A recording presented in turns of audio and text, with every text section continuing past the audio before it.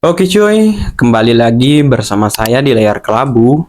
Mungkin cerita kali ini kayak 11-12 dah dengan cerita sebelumnya. Akan tetapi di cerita ini lebih plot twist karena banyak hal-hal yang di luar dugaan kita. Tanpa berlama-lama lagi, mari kita bahas di layar kelabu. Let's go!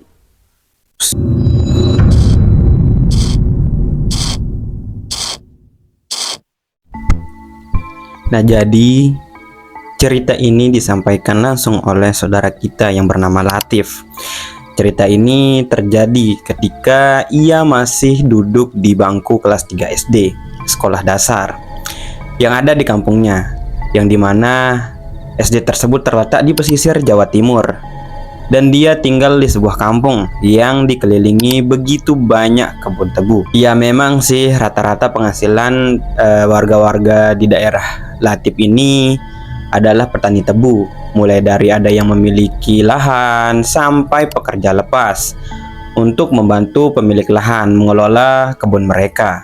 Dan hasilnya sangat layak karena setiap panen sudah pasti ada mobil-mobil dari pabrik gula yang akan menjemput hasil panen dari kebun tersebut dan langsung diangkut oleh kereta lori.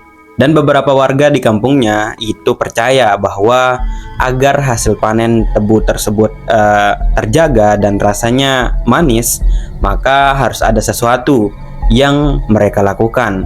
Dan si Latif inilah yang beruntung. Ya bisa dibilang beruntung, bisa dibilang rugi karena melihat sesuatu yang dilakukan tersebut. Dan ceritanya itu gini, seperti biasa saat pulang sekolah, si Latif ini selalu bermain bersama teman-temannya sampai maghrib. Dan saat itu temannya yang bernama Yuda ngajak dia untuk ngambil beberapa batang tebu untuk mereka nikmati sarinya. Nah, mereka ini sudah sering ngelakuin hal tersebut. Yang penting jangan sampai ketahuan oleh pemilik kebun atau orang dewasa. Ya, akan tetapi perlakuan yang dilakukan Latif ini ya tidak dibenarkan karena mencuri milik orang gitu. Yang manis ada di tengah, Tif, kata Yuda. Jangan jauh-jauh, sudah mau maghrib nih, kata si Latif ini. Nah, si Yuda ini nggak ngegubris perkataannya. Tapi perkataannya memang benar sih. Tebu yang udah siap panen yang berada di tengah. Sedangkan yang di pinggir-pinggir ini baru aja tumbuh atau baru saja ditanami. Dan mereka menyusuri tanaman-tanaman yang ada di sana yang lebih tinggi dari tubuh mereka. Hingga mereka sudah berada di tengah kebun tersebut. Yang dari sana, Yuda segera mengambil sebatang tebu sesuai rencana mereka. Kalau di sini mah lebih aman daripada di sana, kata Yuda.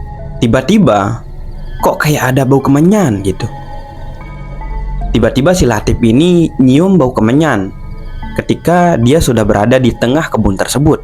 Dan bau kemenyan ini sangat-sangat menyengat, menusuk hidung si Latif secara tiba-tiba. Dan saat itulah si Latif ini sangatlah merinding.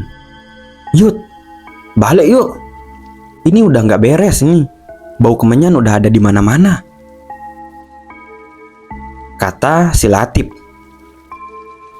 Sebentar, belum aja selesai ini. Tunggu kita selesaikan ini dulu. Baru aja makan sedikit. Tunggu habisin ini terlebih dahulu gitu. Dalam hati si Latif ini bertanya-tanya gitu. Apa mungkin si Yuda ini nggak cium bau kemenyan tersebut? Padahal baunya udah sangat jelas, seolah-olah ada yang membakar di dekatnya gitu. Selagi Yuda menghabiskan tebunya, si Latif ini mencoba melihat-lihat gitu di sekitar tempat mereka berada. Ada beberapa persimpangan di jalur tebu tersebut. Dan saat itu si Latif ini menemukan satu jalur yang buntu dan bau itu berasal dari sana. Dan rasa penasarannya itu ngebuat si Latif ini coba untuk ngelangkah lebih dalam. Saat itu juga dia sudah ngelihatnya. ada kemenyan yang dibakar di sebuah tungku dan sesajen dengan sebuah ayam yang disembelih, yang membuat si Latif ini sangat ngerinding. Gimana nggak merinding gitu? Karena si Latif ini ngelihat ada sesosok hitam kurus tinggi yang sedang meringkuk memakan dengan beringas apa yang ada di nampan tersebut.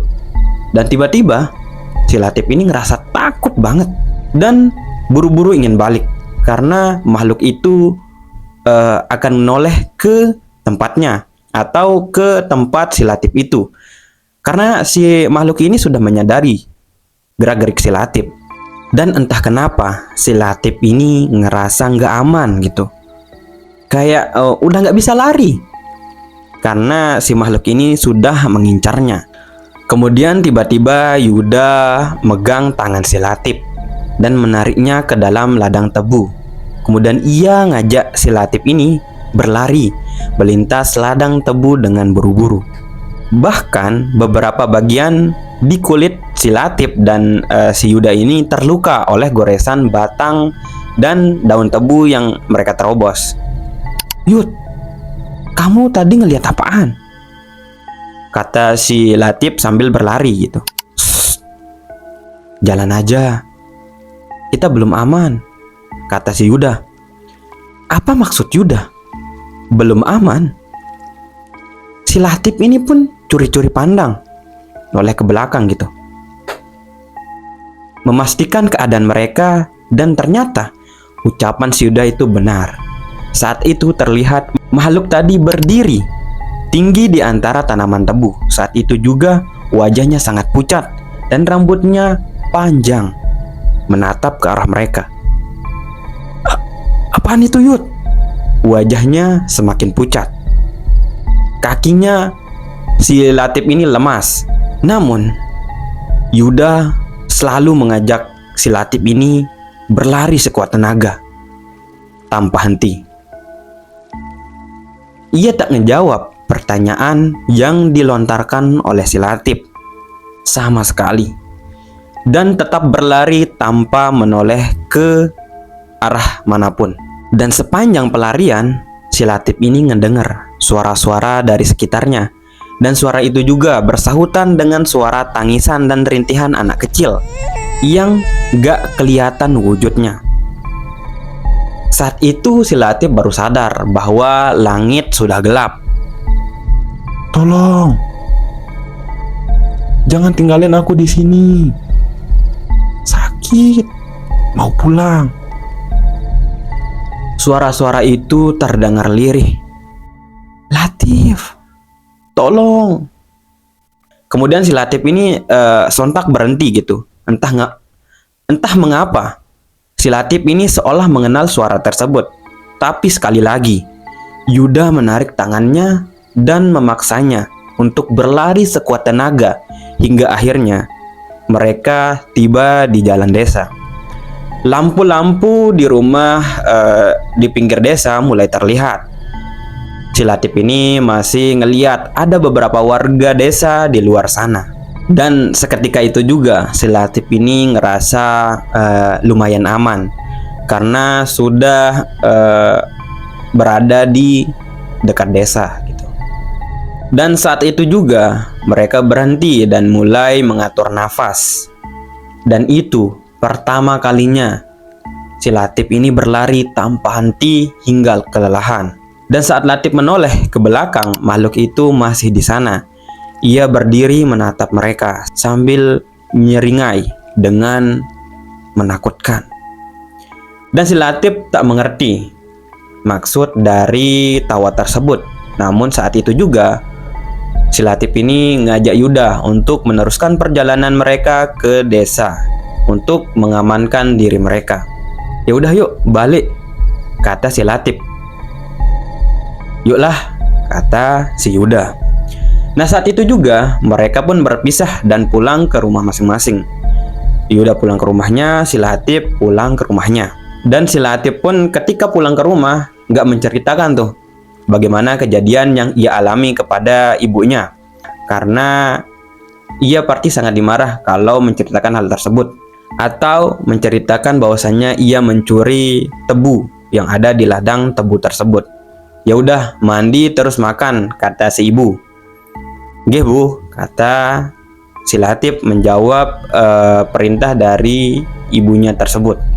Dan si Latif pun melepas kelelahannya dengan mandi dan menikmati masakan ibu dengan sangat lahap. Karena berlari tanpa henti membuatnya lelah hingga kelaparan. Walau begitu, si Latif ini sedikit banyak melamun dengan pertanyaan makhluk yang ada di kebun tersebut. Tidak lama setelah itu, terdengar suara seseorang yang mengetuk pintu rumah si Latif. Ibu yang sedang melipat baju segera keluar membukakan pintu. Dan disinilah suara ibu terdengar berbicara dengan seseorang. Namun si Latif nggak ngedengar gitu dengan jelas. Dan beberapa saat setelah itu, ibu datang menghampirinya yang baru aja selesai makan. "Le, tadi kamu main sama Yuda kan?" tanya ibu. "Iya Bu, ada apa tuh?" kata Latif. Kata ibunya tadi Yuda belum pulang ke rumah. Kemudian si Latif buru-buru menemui ibu Yuda dengan cemas. "Bude, tadi Yuda udah pulang kok. Kita pulangnya barengan," ucap Latif dengan jelas. "Duh, yang bener Tole. Tapi Yuda nggak ada kok di rumah," dia bilang. Dan saat itu juga Latif benar-benar bingung. Dia memastikan sendiri bahwasannya Yuda sudah pulang ke rumahnya. Namun saat itu dia memang ngerasa ada yang janggal dengan Yuda saat menariknya pergi dari kebun tersebut. Ayah dan ibu Yuda sudah bertanya-tanya ke beberapa warga, namun gak ada tuh satu pun dari mereka yang ngelihat keberadaan Yuda. Saat jarum jam melewati pukul 9 malam, warga desa pun mulai berkumpul di pos ronda. "Kamu beneran lihat Yuda pulang?" kata Pak RT ke Latif. "Bener Pak, kita baru saja pulang bareng," kata si Latif. Dan si Latif pun nggak mau menceritakan bahwa mereka itu pergi ke kebun tebu di sisi tengah. Dan si Latif meminta maaf atas kenakalan mereka. Namun si Latif ini memastikan bahwasanya Yuda benar-benar sudah pulang bersamanya. Walaupun ada kejadian yang sangat janggal saat itu. "Ya ampun Le, sudah dibilang anak-anak jangan main ke kebun tebu, apalagi yang ada di tengah," kata orang-orang tersebut. "Sekarang jujur, kamu ngelihat apa?" kata Pak RT. Dengan wajah panik, Pak RT mengatakan hal tersebut. Dari pertanyaannya, si Latif menyimpulkan bahwasannya ia mengetahui sesuatu tentang kebun di tengah itu. "Ada bau kemenyan Pak." Latif pun menceritakan hal tersebut dengan ragu. Saat itu Latif menceritakan tentang sosok makhluk kurus yang tingginya melebihi tanaman tebu dan sesajen berisi bangkai ayam di sana. Dan mendengar cerita si Latif tersebut, warga ini seketika berpencar sambil mengambil kentongan, obor, senter, dan berbagai benda yang bisa menimbulkan bunyi. Dan si ibu pun tiba-tiba memeluk Latif ini erat-erat. Sementara bapak menoleh dengan mata tajam ke salah satu warga desa yang memantau kerumunan dari rumah. "Bu, tapi Yuda benar-benar sudah pulang," kata Latif sekali lagi. Bapak menggenggam erat pundaknya dengan wajah cemas. "Itu bukan Yuda. Yang nolong kamu itu mungkin bukan Yuda," ucap bapak. Dan saat itu juga si Latif itu ngelihat orang-orang membawa peralatan kentongan dan bunyi-bunyian dan menanyakan tempat di mana si Latif ini ngelihat setan tersebut dan sesajen yang ia lihat tadi gitu. Kemudian si Latif ini menjawabnya, dan setelahnya bapak dan ibunya ngebawanya masuk ke dalam rumah. "Jaga Latif, jangan sampai dia keluar rumah sampai besok pagi," kata Pak RT. Nah, saat itu juga ibu terus menemaninya di kamar, sementara dia cemas dengan keadaan si Yuda satu-satunya sahabat yang ia punya. Dan warga desa berkeliling memanggil-manggil nama Yuda ke sekeliling desa hingga masuk ke kabut. Dan si Latif ini benar-benar takut tentang hal tersebut. Saat itu juga dia teringat kembali dengan sesosok yang mengincar dia bersama Yuda tersebut dan suara-suara anak-anak kecil di kebun itu. Ada alasan kenapa anak-anak dilarang ke kebun tersebut. Bukan karena kalian suka nyolong tebu, ucap ibu. Dan ibunya bercerita bahwasannya tidak semua kebun tebu itu dikelola dengan wajar. Dalam jarak beberapa belas tahun, ada beberapa anak yang hilang di kebun tersebut. Kata eyangnya si Latif dulu. Ada orang yang menyimpan demit gitu, agar bisa ngejaga dan membuat tebunya itu manis.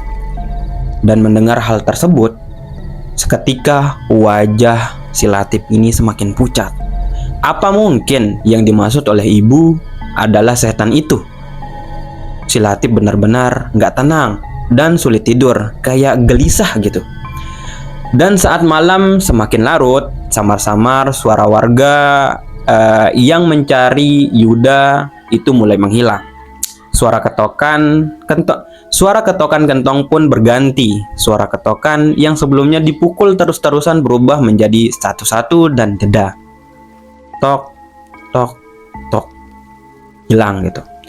Dan si Latif ini tahu maksud dari suara kentongan itu dan berharap suara itu tidak mengisyaratkan tentang Yuda.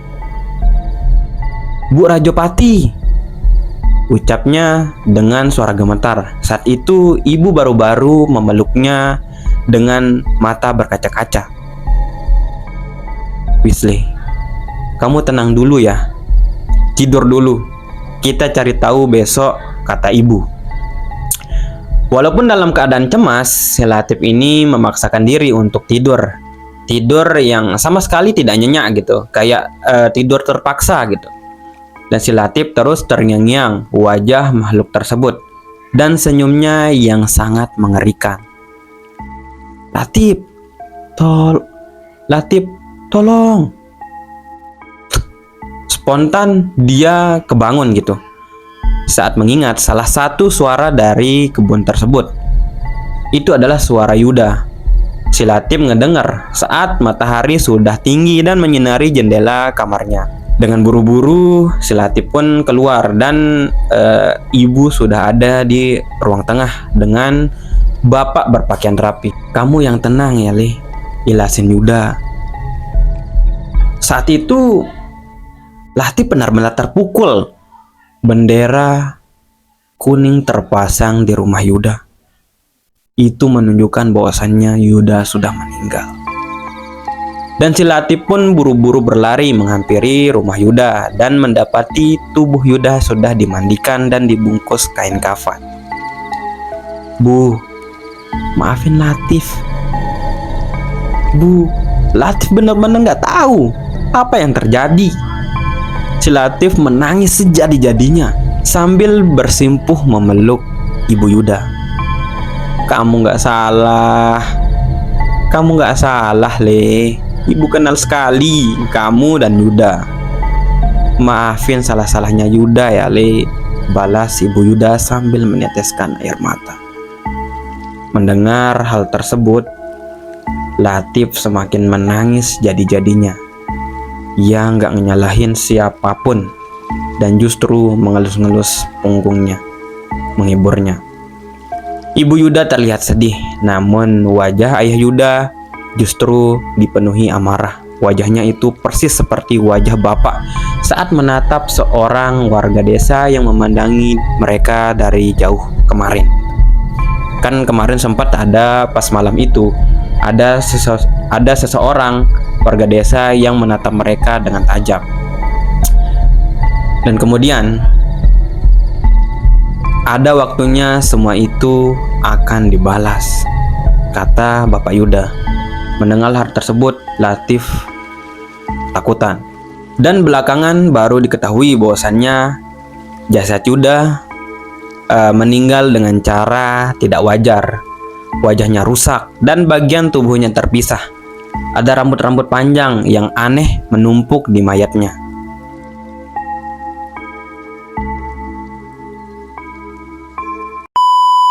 Dan pelajaran yang dapat kita ambil dari kisah ini adalah sebagaimanapun atau dimanapun tempat kita bermain, kita jangan asal-asalan untuk mencuri hak milik orang. Karena selain itu hal yang buruk, kita juga tidak tahu apa yang sudah disimpan di sana. Dan terima kasih sudah mendengar cerita yang saya sampaikan tadi. Mohon maaf apabila ada kesalahan atau kata-kata yang kurang berkenan atau menyinggung dari pihak manapun, saya meminta maaf. Oke, see you next time and bye-bye.